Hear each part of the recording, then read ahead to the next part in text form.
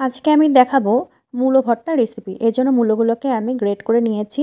Great করে নিয়ে এই মূলো গ্রেটের মধ্যে আমি একটু নুন দিয়ে মাখিয়ে রাখলাম 10 মিনিটের জন্য। এখন আমি চিংড়ি মাছ নুন হলুদ দিয়ে মাখিয়ে রেখেছি। একটা প্যানে তেল দিয়ে চিংড়ি মাছগুলোকে ভেজে নিলাম।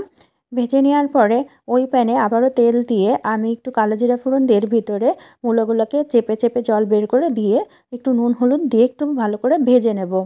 হালকা করে এরকমভাবে ভেজে নেওয়ার পরে তারপরে এটাকে আমি তুলে নেব।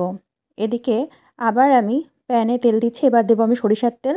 দিয়েছি দুটো শুকনো লঙ্কা ফোড়ন এবং দিয়েছি পেঁয়াজ কুচি, একটু রসুন কুচি এবং কাঁচা লঙ্কা কুচি। এটাকে আমি খুব ভালোভাবে একটু ভেজে নেব।